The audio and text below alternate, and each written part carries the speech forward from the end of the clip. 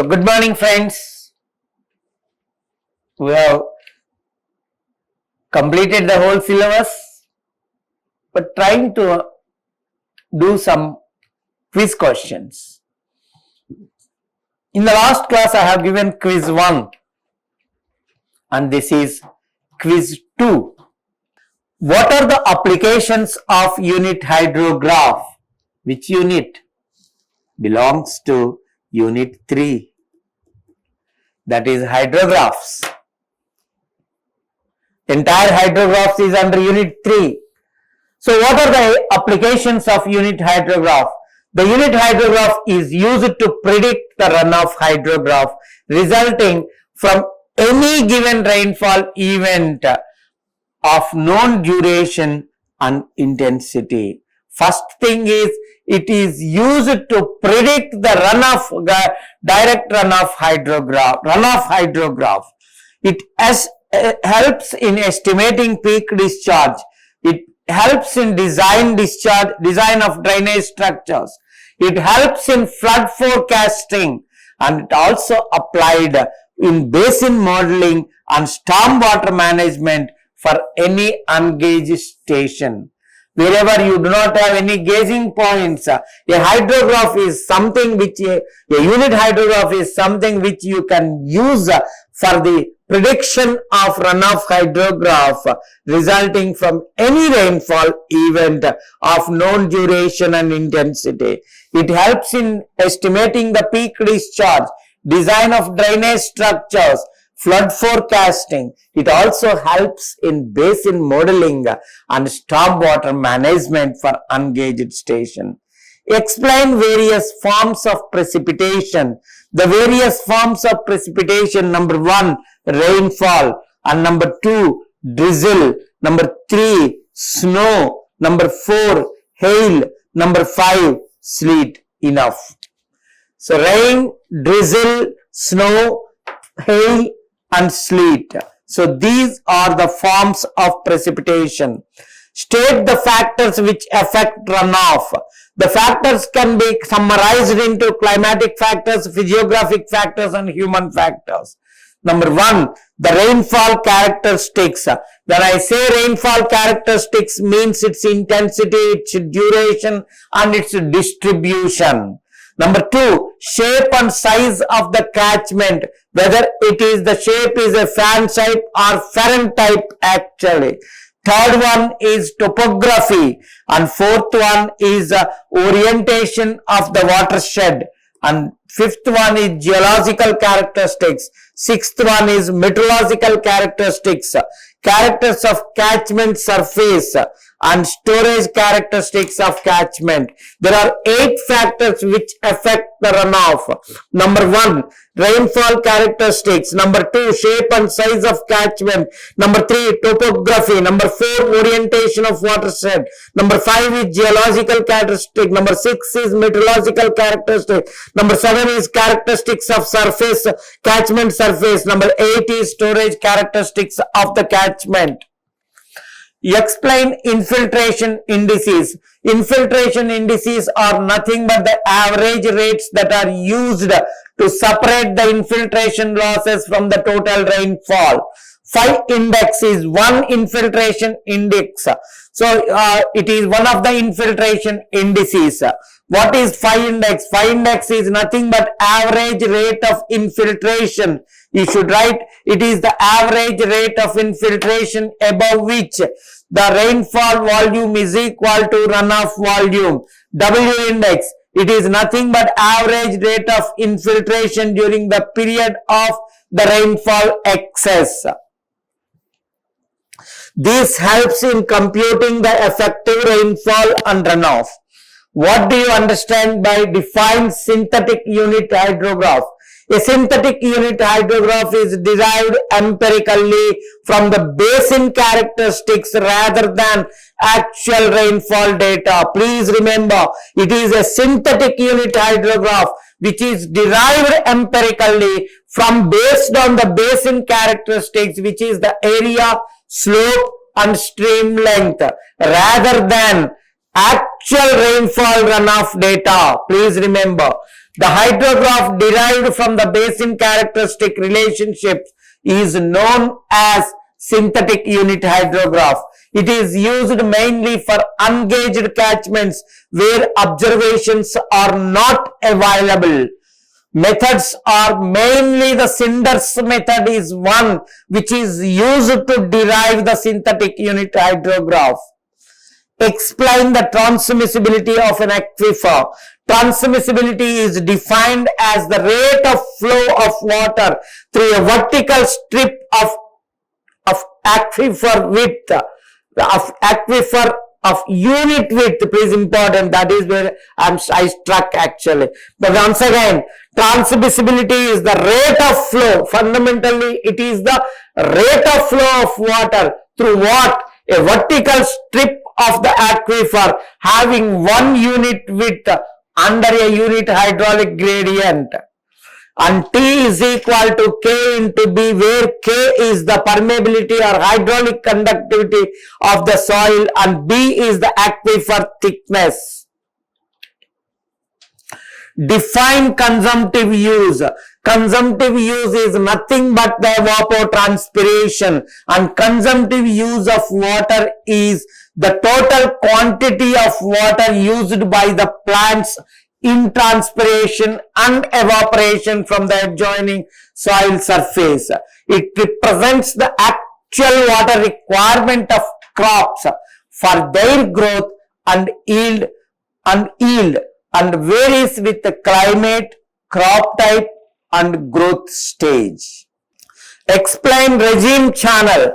A regime channel is the one that attained stable dimensions. Please remember, a regime channel is the one which has attained the stable dimensions such that there is no erosion or no deposition and channel remains in equilibrium with the discharge and sediment load.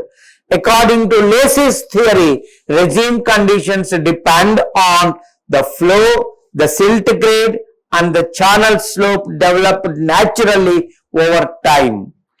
Different types of canal linings. Canal linings can be classified as hard linings, flexible linings, natural linings, and natural linings. So in that, hard linings, cement concrete lining, stone masonry linings, brick masonry linings, precast slabs. Flexible linings, bituminous, plastic and geomembrane, which is used geomembrane sheets. Natural linings, compacted clay or soil cement. This lining is mainly to reduce the seepage losses, to arrest the weed growth and erosion, thereby improving the canal efficiency. What are different types of rain gauges? Rain gauges are used to measure the rainfall at a place. The commonly used, there are two types basically, non-recording type of rain gauges, recording type of rain gauges. The non-recording rain gauge is nothing but Simon's rain gauge. It is the standard in India. Whereas the recording rain gauges are tipping bucket, weighing bucket and float type rain gauges. Apart from these main two classifications, automatic and telemetry gauges are also used for continuous data collection and remote monitoring. What is probable maximum precipitation? The probable maximum precipitation is defined as greatest depth of precipitation. Greatest depth of precipitation that is physically possible, physically not occurred, physically possible over a given area for a particular duration under the existing meteorological condition. The maximum, the greatest depth of precipitation that is physically possible, please underline that words, physically possible over a basin or a given area for a particular duration under the existing meteorological condition. It represents the upper limit of rainfall used in the design of spillways, design of dams or any flood control structures.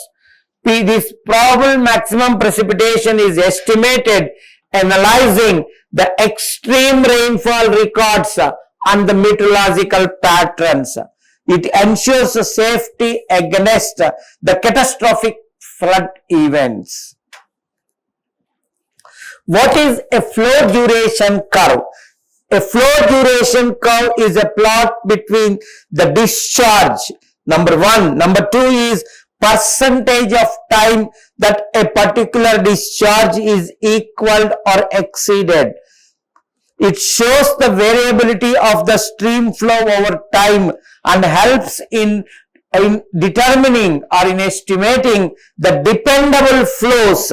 That means how to what extent we can depend on the flow, mainly for irrigation or hydropower or for any water supply project.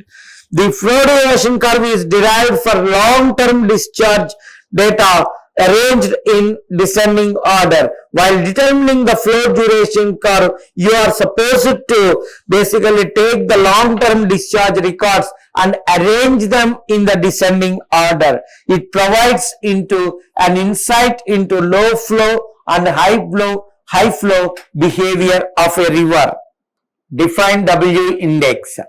The W index is the average rate of infiltration. Please remember that it is average rate of infiltration during the time when the rainfall intensity exceeds the infiltration rate and produces direct runoff. It is computed as the infiltration divided by the duration of rainfall excess. Mathematically, W index is equal to P, that is the total rainfall, minus IA, that is initial abstractions, minus R, that is runoff, divided by the duration of the rainfall during which the runoff is more than infiltration. So that is the thing. So it is used in hydrologic analysis to separate infiltration losses from rainfall. Very important actually. So define W index. Mention any one limitation of the unit hydrograph. One limitation of unit hydrograph that assumes linear response of the catchment. Major assumption is this. Linear response of the catchment, that is direct runoff is proportional to rainfall excess. What do you mean by linear response is the direct runoff is proportional to the rainfall excess. In rainfall, in reality, this assumption is not valid for a very high or very low intensities of rainfall. It also neglects the spatial variation of rainfall across a basin. Hence, it is not suitable for non-linear or highly variable catchments. Unit hydrograph limitation is linear response catchments, uniform rainfall basically. Highly variable rainfall and non-linear responses the unit hydrograph is not applicable. Further, actually, the unit hydrograph is suitable only for small and medium catchments.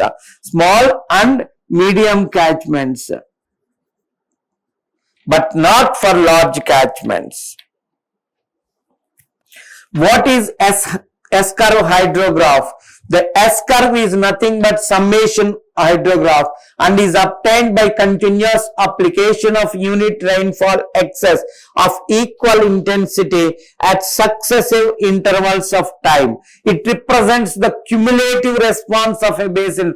Excellent wording. It represents the cumulative response of a basin to infinite rainfall of unit intensity. The curve rises gradually to a maximum value and then becomes parallel to the time axis.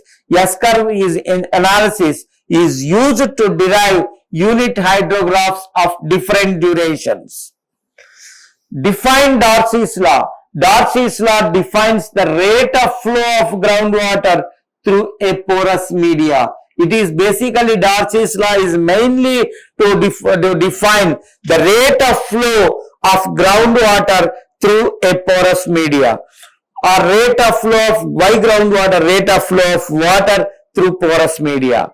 It states that the velocity of flow is directly proportional to the hydraulic gradient. It states that the velocity of flow is directly proportional to the hydraulic gradient, where V is the velocity, K is the coefficient of permeability, and I is the hydraulic gradient. It forms the basis for calculating discharge through aquifers and the design of wells and drainage systems. What is the relation between duty and delta? The relation between duty and delta is nothing but delta is equal to 8.64 B by D, where delta is the depth of water, D is the duty in hectares per cubic, B is the base period. Delta is basically inversely proportional to duty. What is a regime channel? A regime channel is the one that has attained a state of natural stability such that there is no silting or no scouring. According to Lacey's theory, regime conditions depend on discharge, sediment load, silt grade, and bed slope. Such channels adjust their slope, shape, and dimensions automatically to maintain equilibrium. They are self-maintaining and need minimal artificial control. Name any one canal outlet. A canal outlet is a small structure that connects a distributary or minor canal to a water course. One common type is the Gibbs module, which is a rigid module or the modular outlet that discharges water independent of fluctuations in the water course or in the distributary water level. Other types include non-modular, semi-modular or modular outlets, and this Gibbs module comes under modular outlet. Outlets ensures controlled distribution of irrigation water to the fields. This completes the second quiz basically for me to complete. Thank you so much. Vishnu Audio Visual Center, like and share and subscribe and click bell icon.